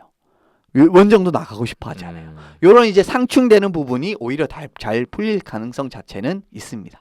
그래서 뭐 돈은 당장은 좀 힘들지만은 뭐 장기적으로는 일본 팀들이 뭐 더 좋게 나갈 가능성도 없지는 않다라고 생각을 하고요. 뭐 안 좋은 뉴스임은 분명합니다만은 의외로 전화위복이 될 가능성 자체는 있다라고 저는 말씀을 드리고 싶고 그렇군요. 예, 뭐 어쨌든 오지 이야기를 계속해 보면은 올해도 뭐 잘 나가다가 고꾸라지는 모습은 여전히 나오고 있습니다.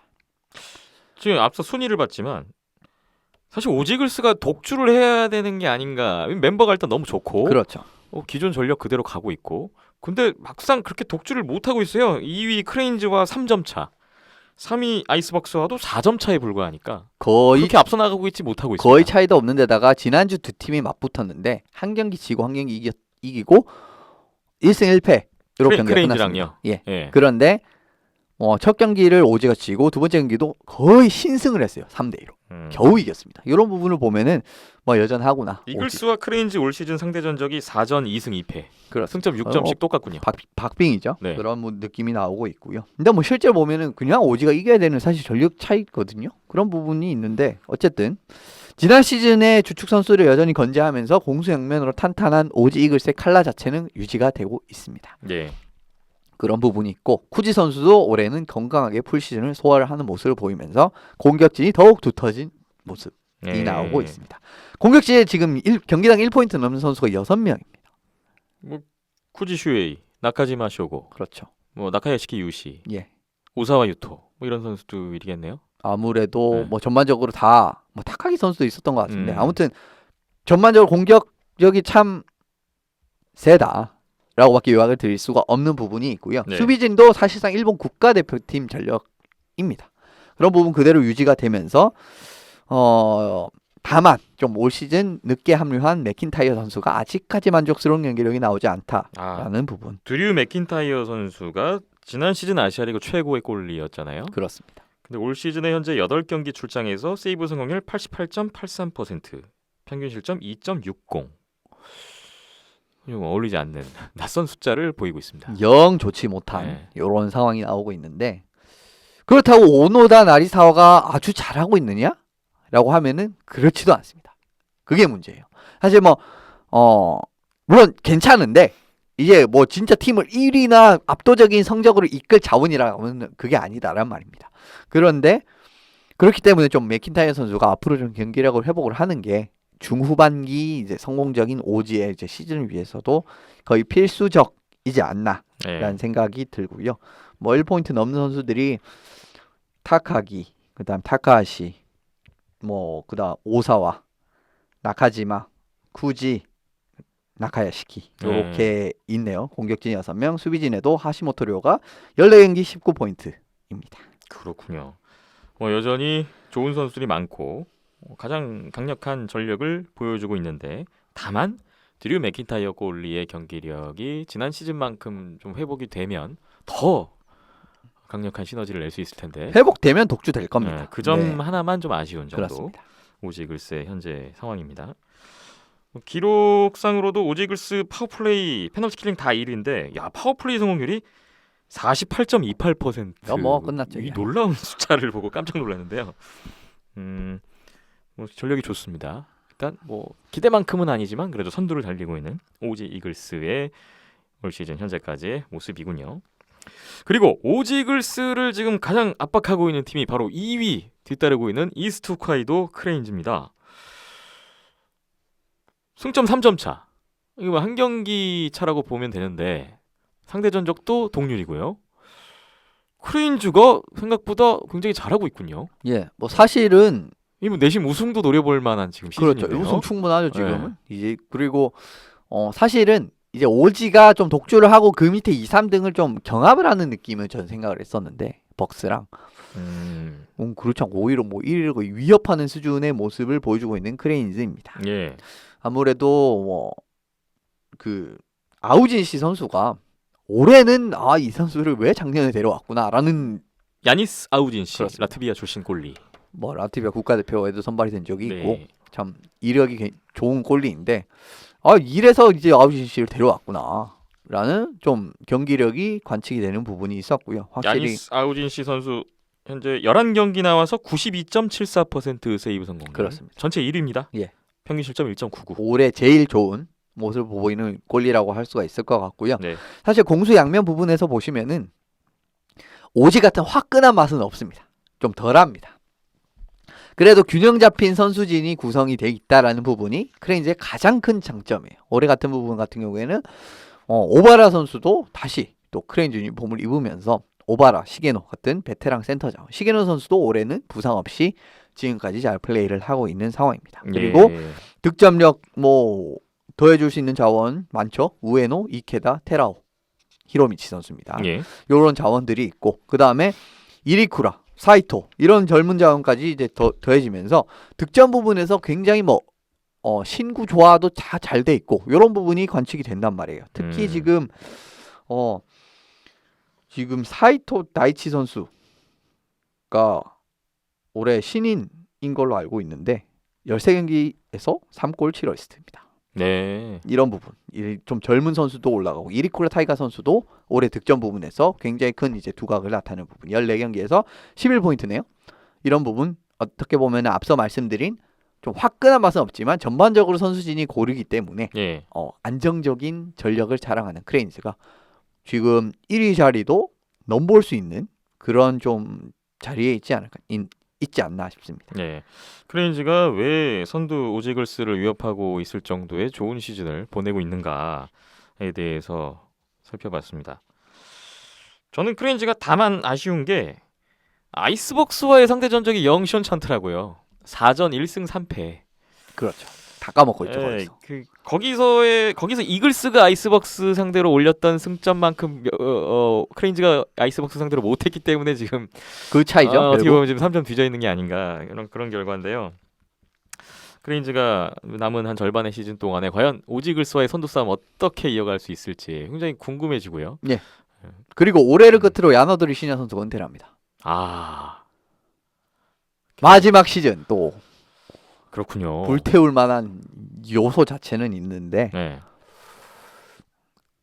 이토켄고 선수 아직 하는데 그런 생각이 살짝 들긴 하지만 네. 어쨌든 야나도리 시냐 선수가 은퇴를 하고 뭐 수비진 같은 경우에도 베테랑이라고 할 수 있는 뭐 슈퍼 베테랑 이토켄고 선수도 있고 그다음에 야나도리 그다음에 카와이 류이치로 선수들도 있거든요. 예. 근데 뭐 젊은 선수라고 하면은 미노시마 케이고 이런 선수들도 있기 때문에 공수양면으로 결과적으로는 좀 밸런스가 잘 잡혀 있고 그다음에 연령 분포도 적당한 예. 이런 느낌으로 잘 가고 있는 것 같아서 뭐 클럽팀 2년 차 접어들었는데 이 정도면 제가 생각했을 때는 괜찮은 방향으로 가고 있지 않나 싶습니다. 그리고 그렇군요. 근데 뭐 이토이토 선수가 합류를 했는데 뭐 이토이토 선수는 생각보다는 아주 좋지는 못합니다. 예. 자, 어쨌거나 오지글스와 이스트 홋카이도 크레인즈의 선두 싸움 계속해서 볼만할 것 같습니다. 오늘 아시아리가 이사키 재팬컵 2020 중간 점검하고 있는데요. 잠시만 쉬었다가 남은 세 팀 이야기 이어가 볼게요.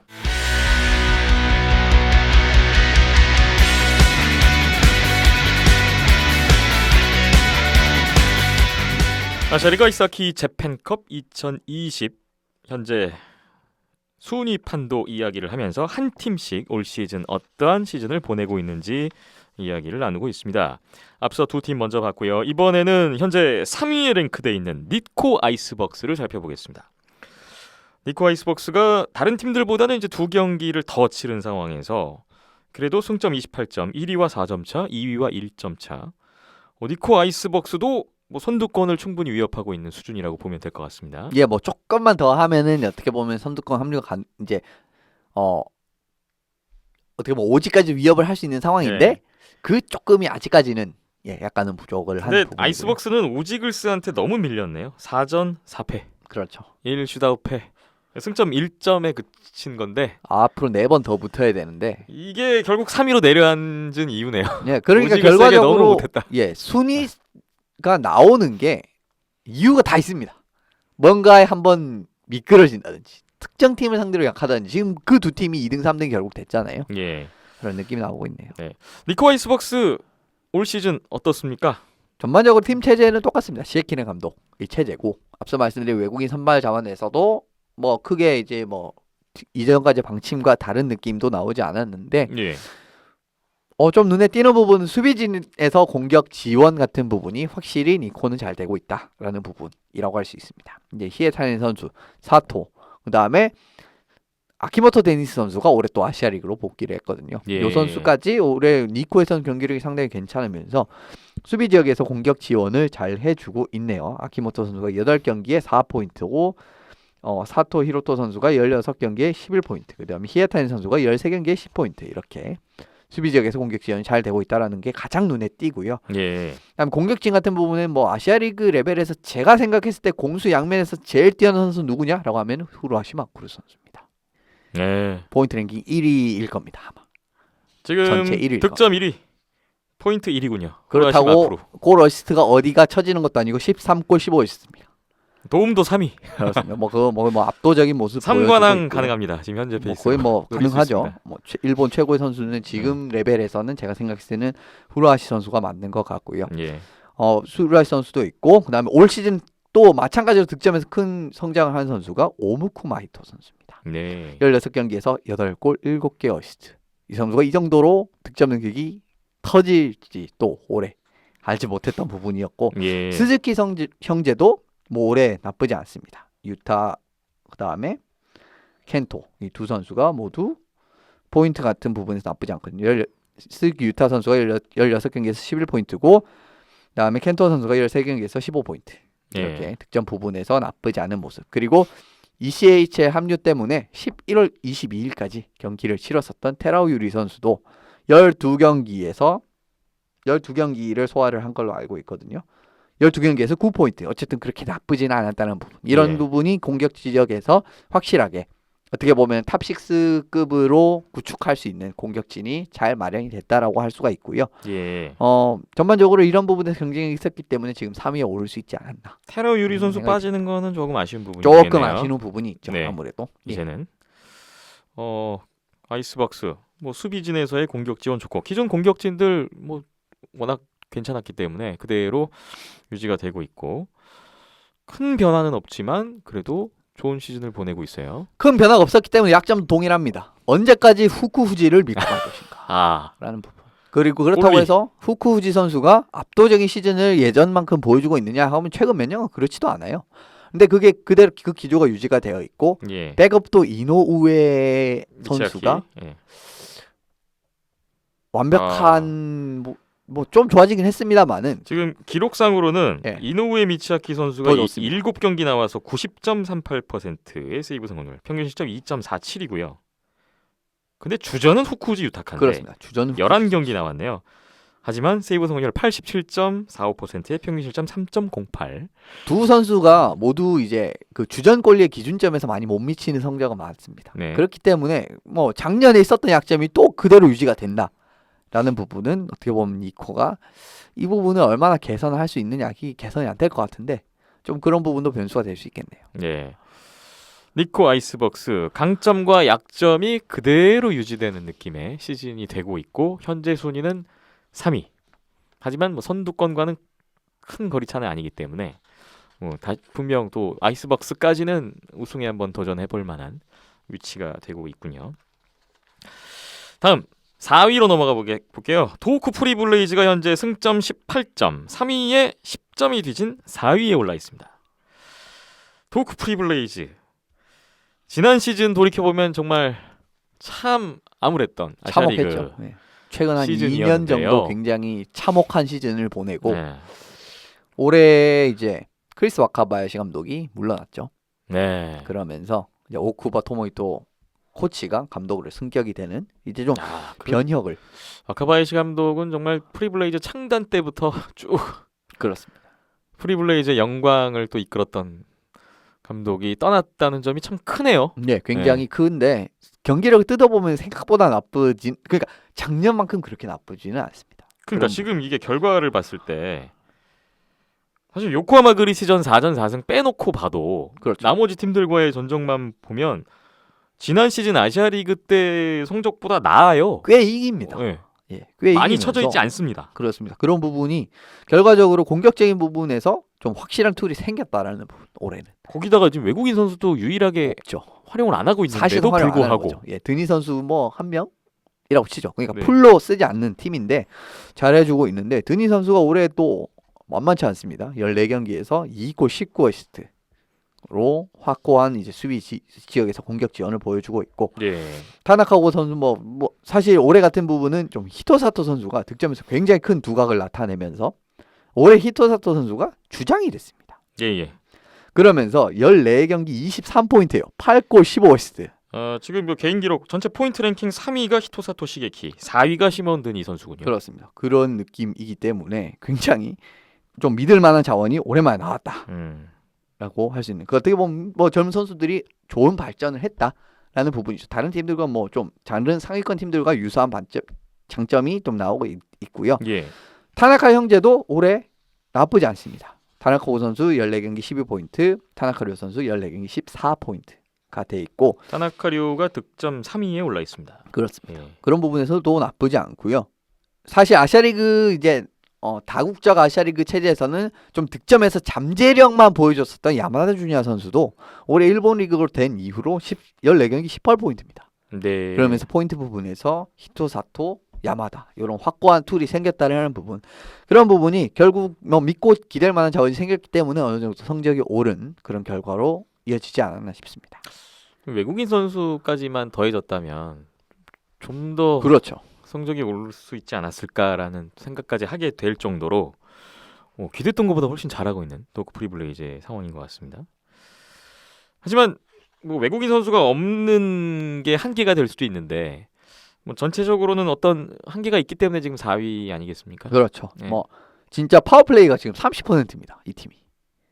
그럼 2위네요. 예. 예. 전체 2위 블레이즈가 파워플레이 30%? 오지랑 크린즈보다 더 좋거든요. 예. 이거 뭐 그 정도로 이제 경쟁력이 보여주고 있고 참고로 공격에서 2위 크레인즈 파워플레이 성공률이 11.76. 그렇죠. 전체 최하위. 그렇습니다. 그런 부분이 있기 때문에 경쟁력 자체는 생겼는데 골문에서의 불안점이 역시나 해결이 팀도 안 됐습니다. 후루카와 네. 선수가 이 선수도 제목 자체는 괜찮은 선수인데 아직까지는 생각만큼 성장이 안 되고 있어요. 후루카와 슌. 예. 그런 부분이 있고 물론 이제 주전으로는 후루카와 선수가 이제 뭐 올 마스크를 시즌 쓸 때도 있습니다만은 제일 많이 나온 선수는 하타 미치카주군요. 그렇습니다. 하타 선수. 근데 하타 선수도 예전부터 약점이 좀 명확한 선수이기 때문에 신장이 그렇게 크지도 않고 경기력 기복이 있고 그런 약점은 그대로 유지가 되고 있기 때문에 네. 하타 후루카와의 페어로서는 조금은, 그리고 하시모토 미치오 선수도 있는데 하시모토 미치오 선수도 믿고 뭐 선발에 주전을 쓰기에는 나이가 너무 많습니다. 그런 부분이 있기 때문에 좀 골문에서의 불안감이 블레이즈도 여전하다라는 네. 부분 좀 많이 약점이 되고 있네요. 아이스박스와 마찬가지로 프리블레이즈도 골리 포지션에서의 약점이 그대로 유지가 됐고요. 결국은 성적이 그만큼 좀 안 나오는 결과로 이어지고 있는 것 같습니다. 자, 뭐 어쨌거나 뭐 히토 사토시게키, 시몽둥이, 뭐 다나카 형제 이런 선수들이 분전을 하면서 현재 뭐 생각보다는 좋은 시즌을 보내고 있는 프리블레이즈였고요. 마지막으로 최하위 5위는 역시 요코하마 그리츠입니다. 14경기에 승점 1점. 아이스벅스전 연장패가 유일한 승점을 얻었던 경기였습니다.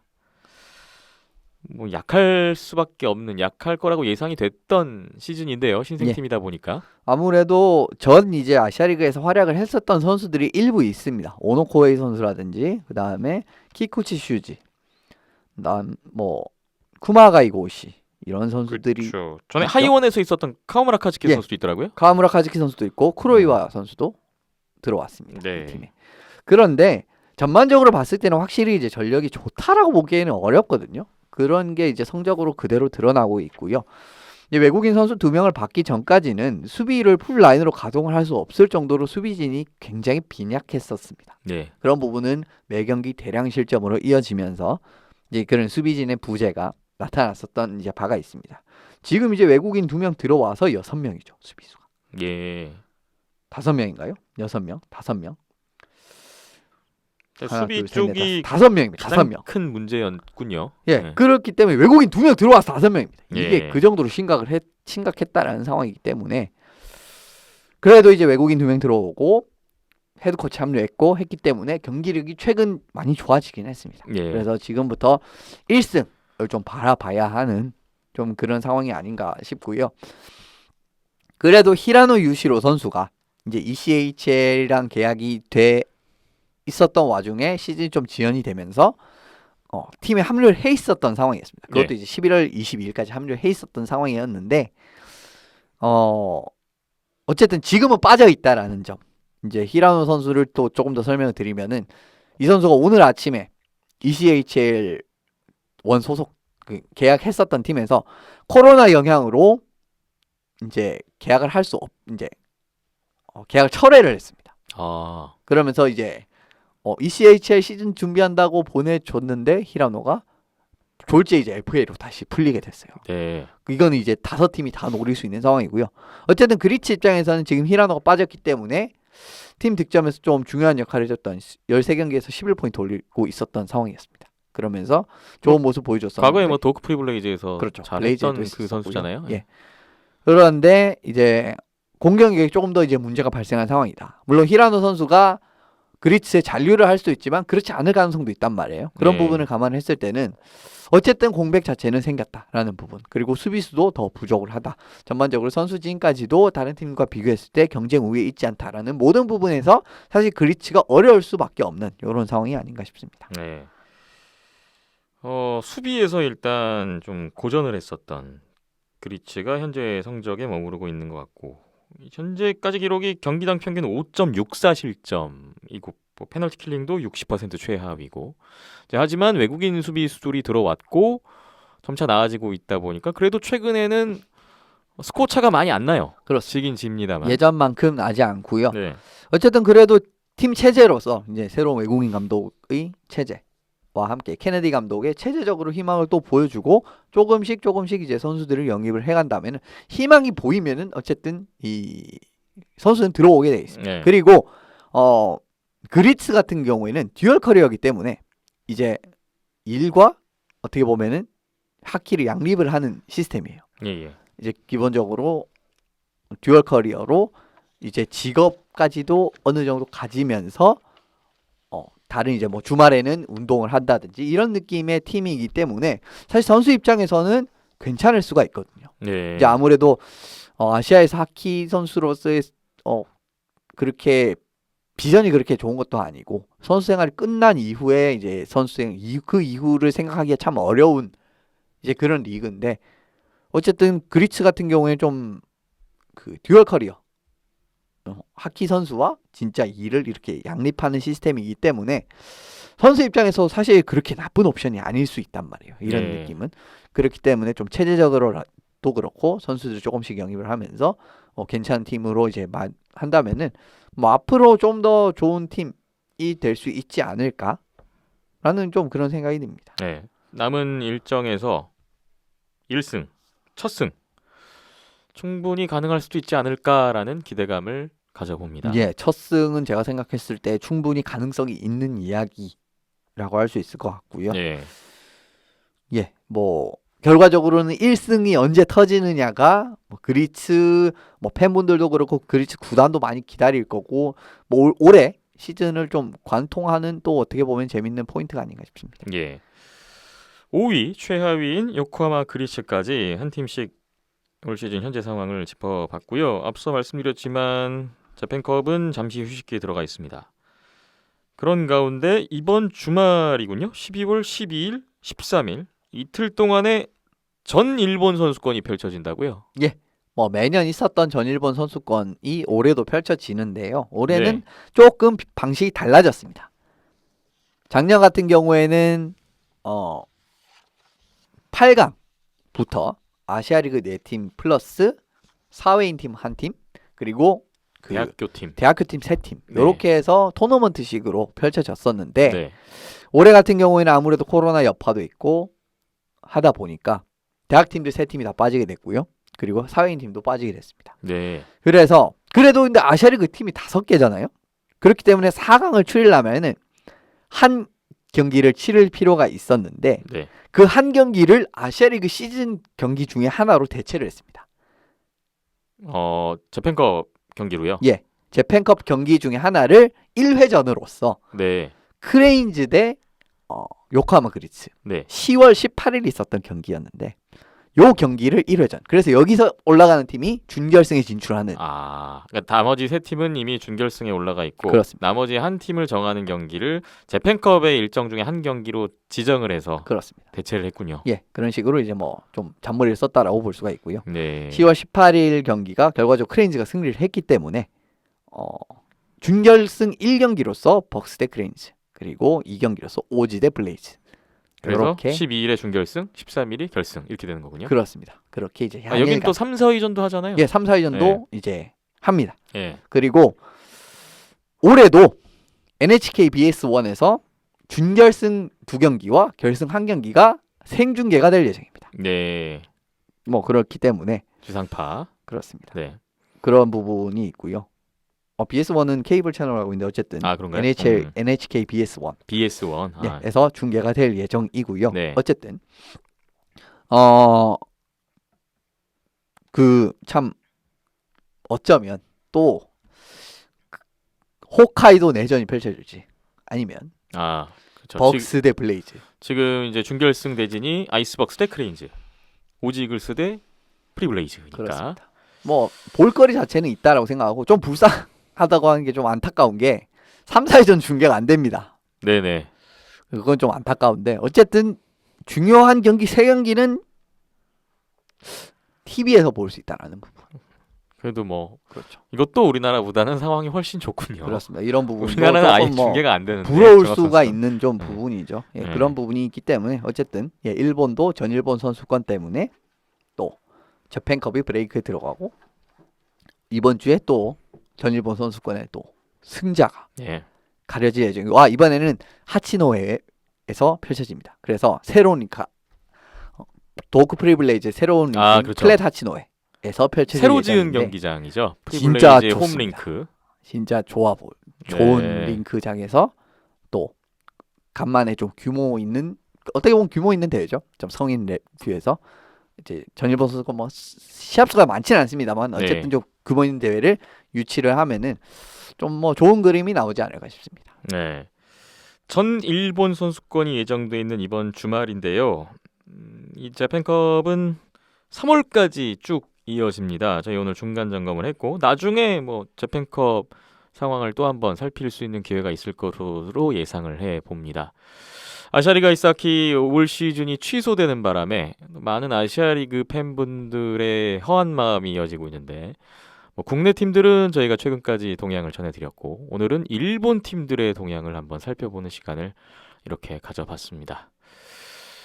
하루빨리 코로나가 좀 해결이 되고 아시아리그 아이스하키라는 이름으로 다 같이 또 함께할 수 있는 시간이 왔으면 좋겠는데 뭐 다음 시즌을 일단 기다려봐야 되는 상황이군요. 비하인드넷 251회 오늘 소식은 여기까지입니다. 저희 비하인드넷은 팟빵과 아이튠스, 네이버 오디오 클립에서 검색하시면 되고요. 비하인드 더 넷입니다. 유튜브에 온도스포츠, 네이버 TV에도 온도스포츠 채널이 열려 있으니까 보이는 라디오로도 감상하실 수가 있습니다. 페이스북과 인스타그램에도 온도스포츠 있으니까요. 또 의견 창구로 활용하고 있으니까 참여를 부탁드리겠습니다. 다음 252회는 전일본 선수권 대회 결과가 일단 나올 것 같고, 최근에 하던 대로 KHL과 앞서 말씀드린 채널 원컵 프리뷰 준비를 한번 해볼까 합니다. 252회도 기대를 부탁드리겠고요. 오늘은 이만 물러가겠습니다. 박김찬 PD와 이현석 기자, 저는 김태범이었습니다. 함께해 주신 여러분 대단히 고맙습니다.